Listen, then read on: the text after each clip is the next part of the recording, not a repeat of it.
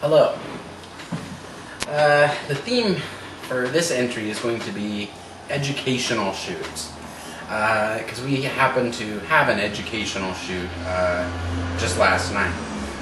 We went and shot at the Milky Way Bagel and Coffee store, and it went great. Our lead actor, Sherry Jackson, works there, and we simply cast her boss, or manager there, Jen, in the role of her manager in the film. So once again, taking advantage of locations, taking advantage of the people we know who we can kind of sort of politely convince to participate in our project and get us access to a location, which, as we know, improves the production value of the film quite a bit.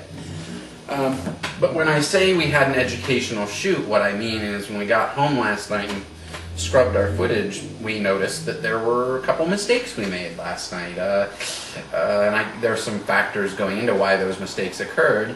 For one thing, our director of photography had been away camping all weekend. We weren't able to have a little pre-planning meeting like we might normally have. I know Emily, the director, has been very busy lately as well. I'd had kind of a medical thing come up just yesterday, and I'm having trouble walking, so I wasn't able to help move gear and necessarily be as alert as I might normally have been. All that said, however, regardless of what the factors are, many times when you're working on a micro-budget production, you're going to have these kind of shoots. And I call them an educational shoot because you end up maybe not getting all the footage you wanted, but you learned something from it, and then you learn very acutely what you need to go back in and make sure to remember to do the next time. So in this case, as I mentioned, we had a couple lighting foibles. We didn't really diffuse lighting on our actors as much as we should have, so we got some kind of harsh lighting on a couple of the actors and a couple of the shots. We also attempted a dolly shot, and I'm going to come back to how we did that in just a moment.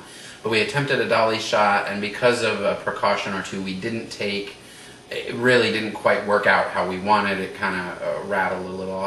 Again, I'll come back to that. But in scrubbing the footage, of course, there's this moment where you feel very crestfallen and you go, we failed somehow, we didn't get that shot.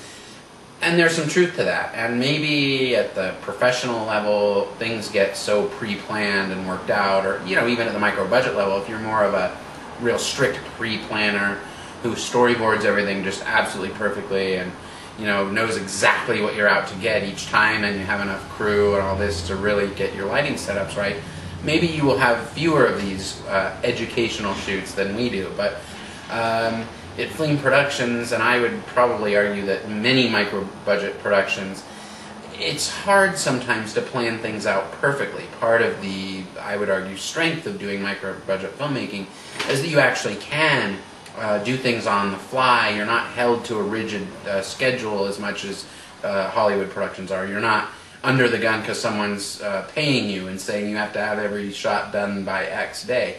So in some ways that flexibility allows we who do micro-budget filmmaking to take advantage of our locations and go in there and certainly work efficiently, but also make the time to do an extra shot or two if we see something that just looks really good, or if somebody gets an inspiration in the moment and wants to try something.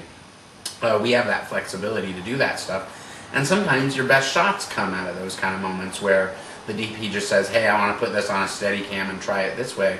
Some of our best shots in Spidertron and Persephone very likely come from those kind of moments. So to me, I always like to encourage those moments. But again, the price of that flexibility sometimes is that when you're setting something up on the fly, you maybe don't always calculate every single thing you should do, and then you get home and your footage has problems with it, some of which may be correctable in post-production, some may not. And in our case, I'm going to now turn to the dolly shot that we worked on last night. It didn't turn out, but luckily we have access to that location again. We knew we were going back to that location at least once due to the fact we have some actors who aren't in town right now who are going to come back to town, and we're going to shoot them into that location later. So we knew we were going back. It wasn't as much of a loss as it might have been if we'd only been in that location one time. And that is one of my words of wisdom. If you know you're only going to have access to a location or an actor once, and then they're going to be gone and you won't get in there again, that's the time to do very extensive pre-planning and make sure you get every bloody shot you want to get there. You just can't take chances there. But since this was a case where we would get access to that location again, it wasn't such a huge loss, and it became an educational shoot for us. We were able to look at what we did last night, and now when we go back in about a month, we're going to know exactly what we need to do. We're going to remember the diffusion on the lighting, and we're going to try that dolly shot again, making a couple corrections that I think are going to save us on it. I want to speak for a moment about the dolly and moving the camera. In Stu Mashowitz's book, which I've mentioned to you before and will keep mentioning, The DV Rebel's Guide, an all-digital approach to making killer action movies on the cheap, a great resource for the micro-budget filmmaker shooting in DV. He advocates moving your camera primarily using a dolly, if at all. He mentions that production value can be gained by doing a good dolly shot, whereas at our level, using the kind of Steadicam devices that we can afford, he's a little leery of using Steadicams. Now, we, of course, in Fleeing Productions have violated that right and left. Nate, our cameraman, is quite fond of the Steadicam, and he's very talented with it, so he can get some really dynamic footage with that Steadicam that we can't get otherwise. And the truth is, you know, some of that can be cleaned up in post, some of the wobble that comes with a Steadicam, or sometimes, just for artistic reasons, we in Fleeing Productions believe it's okay to have a slightly unprofessional look. If you look at Hollywood cinema these days, I just saw a preview yesterday for the new J.J. Abrams film coming out. Looks like a goodly chunk of the film is shot in such a way to make it look like it's shot from a handheld digital video camera. So my point is, as reality TV and this kind of documentary approach to filmmaking becomes more and more of an acceptable aesthetic, even in the big leagues, I think that buys those of us in the micro-budget world a lot of leeway to use things like a cheap Steadicam. We're using the Johnny Chung Lee poor man's Steadicam, which we bought the kit for about 35 bucks off the internet. But at any rate, all that said, I took to heart Mashowitz's lesson and said, okay, we're going to do our first bona fide dolly shot. We tried to do a dolly shot with a wheelbarrow in Spidertron, and it just didn't quite work out. But decided, okay, we're going to go do this dolly shot, so we got to get a dolly. And Mashowitz has a few good ideas about dollies. For one, he recommends dollies that have inflatable wheels. This is so that you can slightly deflate the wheels and provide some extra cushioning so you don't get kind of that rattling or bumping effect as we did last night. We didn't deflate the wheels partially as he recommended, and we got that very effect he's talking about. So that was where we messed up last night. But we just went to Home Depot, and I have a Home Depot card. I probably shouldn't flash that too long or you'll pick the numbers off it and rob me. But I got a Home Depot card last summer when we were starting to prep for Spidertron. Home Depot has supplied us with all of the equipment to make the Fleam pistols and Fleam cannons in Spidertron. Has supplied us with virtually all of our lights. We're using halogen work lights for the most part as our lighting equipment. And last but not least, yesterday, for the low, low price of $69, yes, that's 69 American dollars, we bought a dolly, or what they consider to be kind of a garden cart.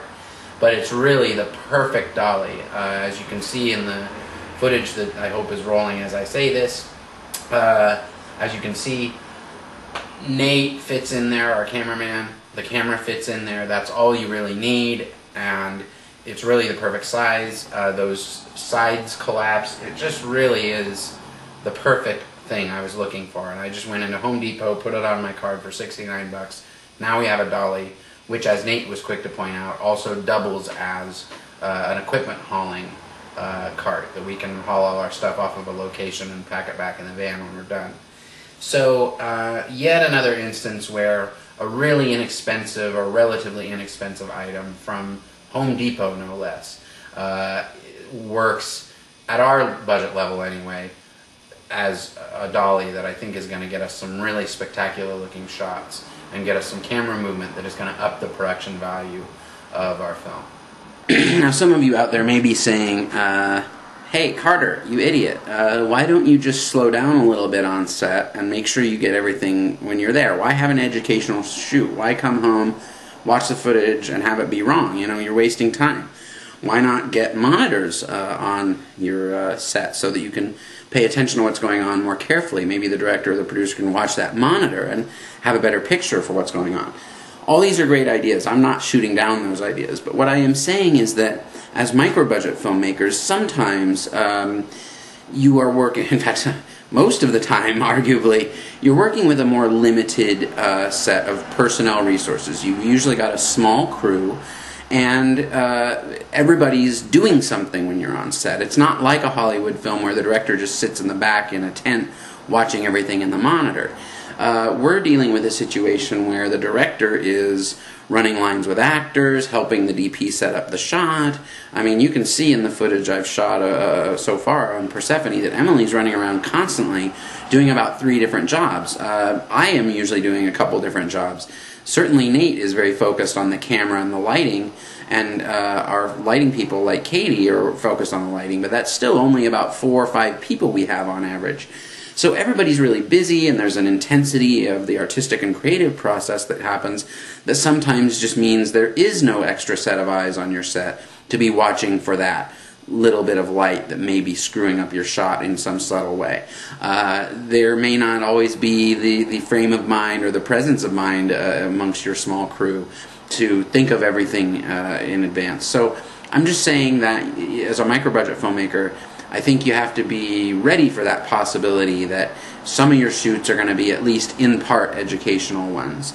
Again, because no one is bankrolling what we do, and so long as you can get back to the location and get your actors back, there's really no harm in having an educational shoot or a partially educational shoot and coming back and seeing that footage and going, oh boy, this didn't work. Boy, we had our share of those on Spidertron, and to our credit, we're getting a lot better on Persephone. I'd say this is maybe the first shoot we've had where we saw some footage where it was like, oh boy, we kind of screwed something up. So, you know, we're batting a pretty good average so far, and I'm merely pointing out that this may well be something you encounter as a micro-budget filmmaker, and I wouldn't consider it a failure or too much of a disappointment, even though it feels disappointing. I'm trying to advocate for really get yourself in the frame of mind of seeing that as an educational opportunity, see it as a chance to sort of the micro-budget equivalent of having a monitor on set. You come back, you scrub your footage, and you go, ah, I see, now we're seeing the whole picture, and this is what we messed up. And, you know, one of the things I would add to this is I strongly suggest scrubbing your footage pretty quickly after you shoot it. Maybe you won't feel like doing that the very same night. You might be a little tired of all this and want to do it the next day, but I think scrubbing soon is good, because then if there are these foibles or educational moments, you're then in a position to do something about it sooner rather than later.